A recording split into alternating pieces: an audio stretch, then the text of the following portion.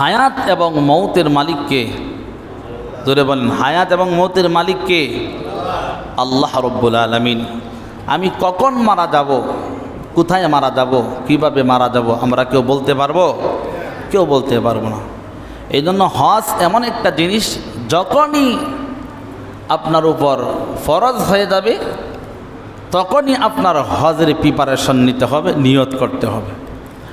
কারণ আল্লাহ না করুক যদি আপনার লং করেন, দেরি করেন, তাহলে আপনার যদি মৃত্যু এসে যায়, মালাকুল মউত যদি হাজির হয়ে যায়, তাহলে আপনি যে হজ করলেন না, আপনার উপর সম্পদ আল্লাহ যখন দিয়েছে, হজ করা ফরজ হয়েছে, আপনি করলেন না, লং করলেন, দেরি করলেন, এই দেরি করার কারণে আপনি যে হজ করলেন না, আল্লাহর কাছে জবাবদিহি করতে হবে, কঠিনভাবে, কঠিন থেকে কঠিন জবাবদিহি করতে হবে।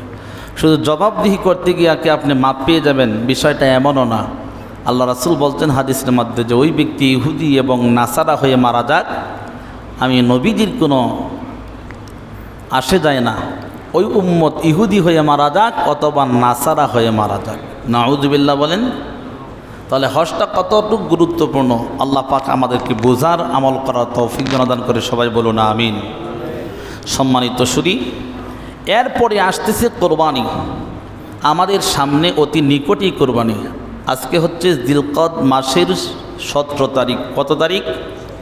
17 তারিখ। তাহলে আর আছে কত দিন? 13 দিন। আর ওই মাসের আছে 10 দিন। 13 আর 10-এ কত? 23 দিন। ধরেন এইরকমই 22-23 দিন কোরবানির আছে। নিকটেই এই দিনগুলি হাতে গোনা চলে যাবে। আমাদের কোরবানির প্রিপারেশান অনেক গুরুত্বপূর্ণ প্রিপারেশন। কোরবানির প্রিপারেশন, টাকা আছে, কোরবানি দিলাম, হ্যাঁ, বাজারে গিয়ে কিনলাম না। কোরবানির জন্য সুন্দর সুন্নতি প্রিপারেশন আছে। সুন্নতি প্রিপারেশন যদি আপনি কোরবানি না দেন, তাহলে দেখানো কোরবানি হবে, আল্লাহর জন্য কোরবানি হবে না। লা ইয়ানালুল্লাহু লুহুমুহা ওয়ালা দিমাউহা ওয়ালাকিন ইয়ানালুহুত তাকওয়া মিনকুম। আল্লাহ কোরআনুল কারীমের ভিতরে বলছেন যে এই কোরবানি এমন একটি কোরবানি, তো তোমার যদি নিয়ত ভালো হয়, ইখলাস তাকওয়া যদি সুন্দর হয়, আল্লাহর জন্য কোরবানি হয়, এই কোরবানির লা ইয়ানালুল্লাহু লুহুমুহা ওয়ালা দিমাউহা, আল্লাহ বলেন এই কোরবানির পশম, এই কোরবানির রক্ত, গোশত কিছুই আল্লাহর কাছে যাবে না। শুধু আপনার দিলের তামান্না, দিলের একাগ্রতা, দিলের হালাত যদি ভালো হয়ে থাকে, দিলের হালাতটা, লা ইয়ানালুল্লাহু লুহুমুহা ওয়ালা দিমাউহা ওয়ালাকিন ইয়ানালুহুত তাকওয়া মিনকুম, তাকওয়াটা যদি ভালো হয়, আল্লাহর জন্য হয়, সাথে সাথে এই কোরবানি আল্লাহর দরবারে পৌঁছে যায়। বলেন সুবহানাল্লাহ, জোরে বলেন সুবহানাল্লাহ। এবং প্রতিটা পশমের বিনিময় আল্লাহ রাব্বুল আলামিন সওয়াব দান করবেন। আমরা কোরবানির মাসায়েল রাসায়েল সম্পর্কে অবশ্যই কিছু না কিছু অবগত আছি। এই কোরবানি আমরা করব। মা হাযিহিল আদাহিয়া ইয়া রাসূলুল্লাহ। সাহাবী আল্লাহর রাসূলকে প্রশ্ন করলেন, মা হাযিহিল আদাহিয়া ইয়া রাসূলুল্লাহ, কুরবানি কি? কুরবানিটা কি জিনিস? আল্লাহ রাসূল সাল্লাল্লাহু আলাইহি ওয়াসাল্লাম বলেন, মিল্লাতা আবিকুম ইব্রাহিম হুয়া সাম্মাকুমুল মুসলিমিন। হ্যাঁ, আল্লাহ রাসূল বললেন যে কুরবানিটা হচ্ছে তোমাদের মিল্লাত, পিতা ইব্রাহিম আলাইহিস সালাতু ওয়াস সালামের সুন্নাহ। এই কুরবানিটা কার সুন্নাহ? কার সুন্নাহ?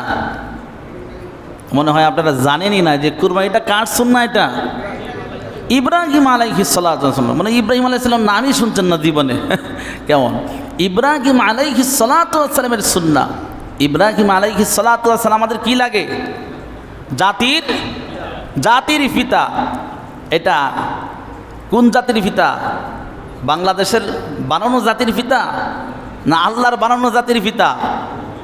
আল্লাহ জাতির পিতা বানাইছে। আমরাও তো জাতির পিতা বানাই, জাতির বাপ, জাতির বাবা।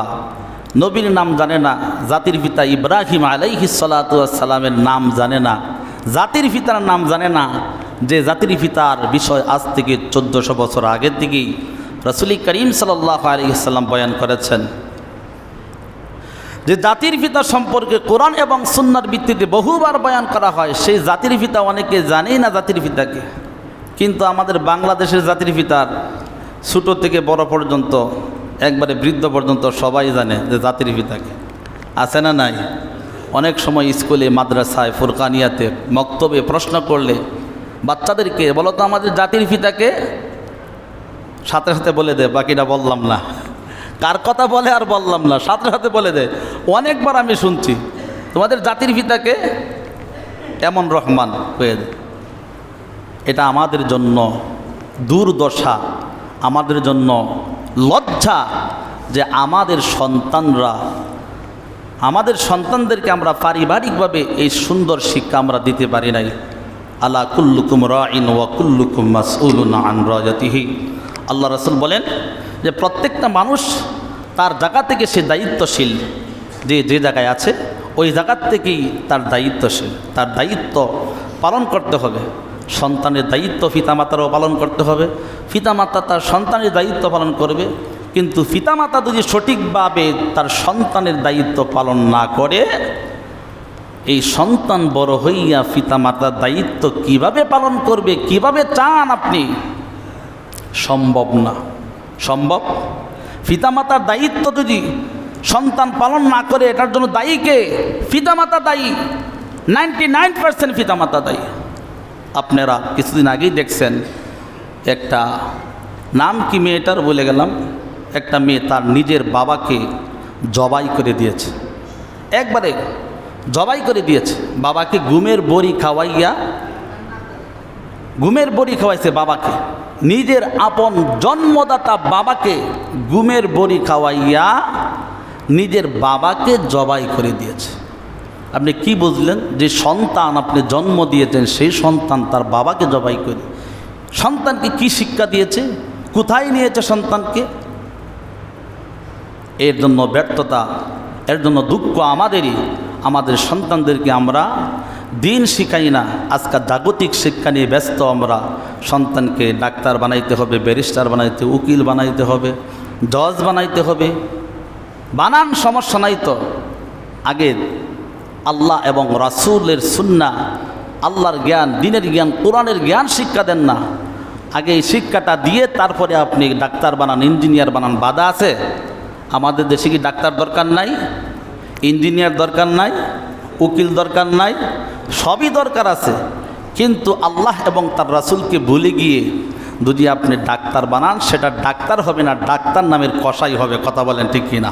জোরে বলেন ঠিক কিনা? আছে না নাই? এরকম ডাক্তার আছে না? বহু ডাক্তার আছে, বহু ডাক্তার আছে, পত্রিকায় পাওয়া যায়। সন্তানের অপারেশন করতে গিয়ে সন্তানের কিডনি চুরি করে ফেলে ডাক্তার, কিডনি চুরি করে ফেলে। 2টা কিডনি, একটা চুরি, অপারেশন করে কিডনি চুরি করে এই ডাক্তার অন্যত্র বিক্রি করে দেয় কিডনি। তার ভিতরে যদি আল্লাহ এবং রাসূলের কোরআনের জ্ঞান থাকতো, হাদিসের জ্ঞান থাকতো, সে কি আসলেই কাজটা করতে পারত? মনে হয় না, অসম্ভব করতে পারতো না। এই জন্য সম্মানিত মুসলিম কেরাম, আমাদের জায়গা থেকে আমাদের দায়িত্ব পালন করা ফরজ, কঠিন দায়িত্ব। সাহাবী বললেন, ইয়া রাসূলুল্লাহ, ইয়া হাবিবাল্লাহ, আমার কি দায়িত্ব আছে? আমার তো সন্তান নাই, বাবা নাই, মা নাই, স্ত্রী নাই, কিচ্ছু নাই। রাসূল বললেন, হে সাহাবী, আলা জাসাদিকা হাক্কা ওয়ালি নাফসিকা আলাইহি হাক্কা। জাসাদিকা আলাইহি হাক্কা, তোমার শরীর আছে, ওয়ালি নাফসিকা আলাইহি হাক্কা, তোমার নফস আছে। তোমার নফস এবং শরীরের ভিতরে অঙ্গ প্রত্যঙ্গ দিয়েছে আল্লাহ। হাত আছে, চোখ আছে, মাথা আছে, মুখ আছে, জিহ্বা আছে, পা আছে, নফস আছে। এই সব কিছু তুমি কোন দিকে ডাইভার্ট করেছ, তাদেরকে কিভাবে ব্যবহার করেছ, কাল কিয়ামতের ময়দান আল্লাহর সামনে দাঁড়িয়ে, আসামির কাঠগড়ায় দাঁড়িয়ে জবাবদিহি করতে হবে। এই জন্য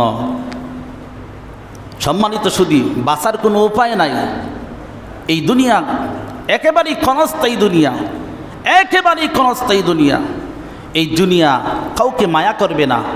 আপনার জন্য দুনিয়াটা একটা সেকেন্ড, একটা মিনিট থেমে থাকবে না যে অমুক চলে গেল, খাওয়া দাওয়া বন্ধ, রাস্তাঘাট অবরোধ, গাড়ি চলাচল বন্ধ, আজ থেকে 1 সপ্তাহ খাওয়া চলবে না, পানি পান করা বন্ধ, কিচ্ছু না। বরং আরও বেশি করে খাবে। 4 দিনের দিন খাবে, 7 দিনের দিন খাবে, 15 দিনের দিন খাবে, আল্লাহ ভালো জানে। নাকি কোন আছে না নাই? আছে না নাই? এই যে একটা রসম শুরু হয়েছে, আপনি মারা গেলেন, ধুমধাম করে মানুষকে খাওয়ালো, কইতে যে আইলো কীভাবে আল্লাহ ভালো জানে। মানুষ মরে যাওয়ার পরে খাওয়া না, মানুষকে খাওয়ানোর মতো সওয়াব আর নাই আল্লাহর জমিনে, সবচাইতে বড় সওয়াব। কিন্তু আমরা কি এটা কীভাবে নিছি, বানাইছি কীভাবে? একজন মারা গেল, 4 দিনা করলাম গরু জবাই করে, মানুষ বিয়ে শাদীর অনুষ্ঠানের মতো সুন্দর জামা পরে হাসি খুশি করে কি আনন্দ নিয়ে খানা খাইল, আছে না নাই? কেউ খানা খাইতে সময় কি কান্না করে, চোখ মুছে আর খাইতেছে, এরকম দৃশ্য আসেনি? মানুষকে খাওয়ানোর মতো সব নাই, বহুত বড় সব মানুষকে খাওয়ানো। কিন্তু আমরা 4 দিন ঠিক করছি, 15 দিন ঠিক করছি। এই যে ঠিক করা কোথায় থেকে আসলো আমার জ্ঞানে আমি জানি না, আল্লাহু আলাম, আল্লাহ ভালো জানে। সম্মানিত শুধু এই জন্য আমাদের ইসলাম মানতে হবে। ইসলামের বাহিরে গিয়া আমি আল্লাহকে খুশি করব, হতেই তো পারে না। মানাটাই তো হচ্ছে ইসলাম, কোরআন এবং সুন্নাহ অনুযায়ী আপনি মানবেন, এটাই তো ইসলাম। ইসলামের বাহিরে গিয়ে কিসের ইসলাম? ইসলামের বাহিরে গিয়ে কোনো ইসলাম আছে? নিজের মন গড়া দুই ইসলাম একটা বানাইলাম যে এইটাও ইসলাম, এটা নিজের ব্যক্তিগত ইসলাম হবে, আল্লাহ এবং রাসূলের বিধান মতো ইসলাম যে সেই ইসলাম কখনো হবে না। ফাহুয়া রদ্দুন, সেটা প্রত্যাখ্যান করা হবে, সেটাকে ডিল মারা হবে, সেটাকে জাহান্নামে পাঠিয়ে দেওয়া হবে। সম্মানিত শুনি, ফাহুয়া রদ্দুন, কখনো অ্যাকসেপ্ট করা হবে না। এটা কি আমার কথা না রাসূলের কথা? জোরে বলেন, কার কথা? আমার কথা না রাসূলের কথা? রাসূলের কথা।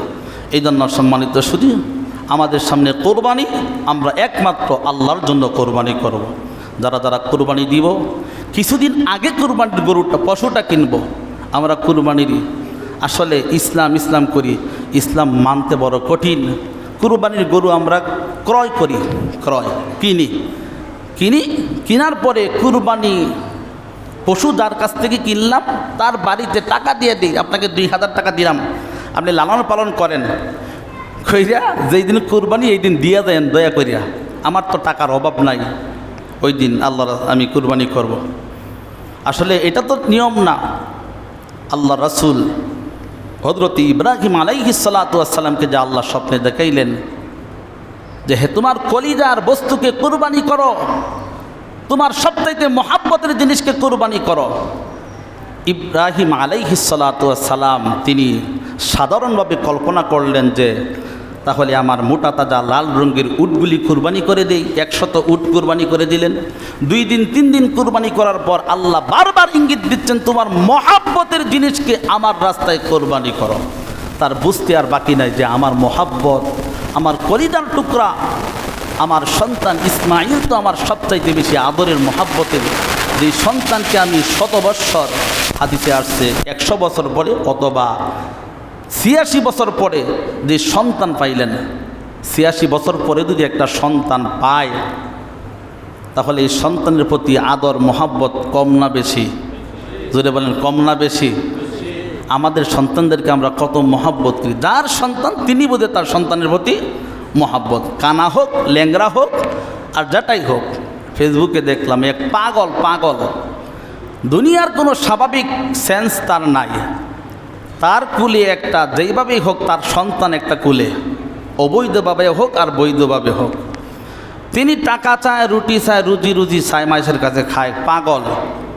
তিনাকে টাকার বান্ডেল ধরা হলো সামনে যে টাকা নাও তোমার সন্তানটা দিয়ে দাও,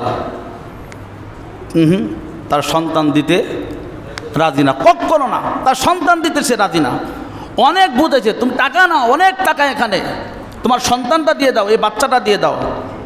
তিনি সন্তান এক হাতে ধরে দৌড় দিছে, পাগল, অর্ধ উলঙ্গ পাগল, তার সন্তান নিয়ে দৌড় দিছে। তো পাগলও তার সন্তানের প্রতি কত মায়া করে, সুবহানাল্লাহ কন্যা।